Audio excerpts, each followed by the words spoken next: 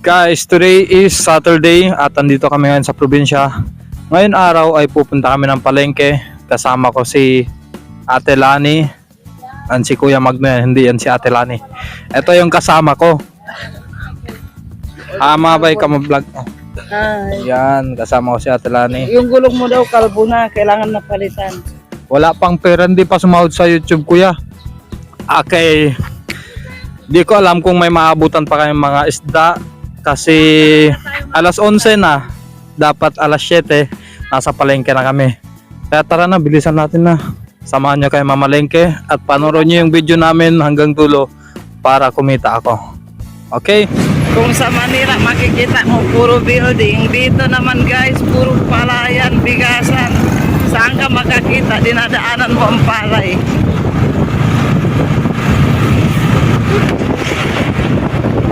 Ayan guys, na-harvest na yan. Wala na siyang bunga. Ganyan ang view ng aming palengke guys, puro palayan, kaliwat kanan. Kami lang ang namamalengke, pilasa na ang paninda, magsasara na yung iba kasi puyat kami lagi gabi-gabi. We are now parking inside the market, the wet market. Diretsuhin mo dun sa dulo. Doon, oh. Sige na, sige. Pamilihang bayan ng Likabyan. Guys, wala nang paninda. I'm not sure ano makikita ko dito sa loob. Oh, nagliligpit na guys. Kasi ang market time talaga ng mga tao dito is around 7 in the morning hanggang 9. So kami, 12 na.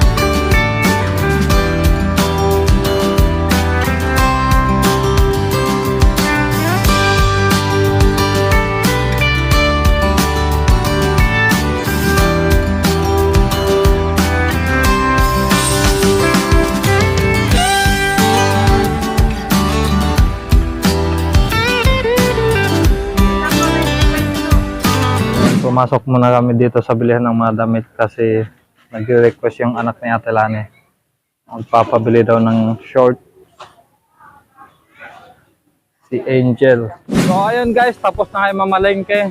Ngayon pauwi na kami ng bahay. At pagdating namin doon, i-unboxing natin itong mga nabili namin. Gata, hapos na ginata. Ayan, duman muna kami dito sa may tindahan kasi bibili muna kami ng bigas.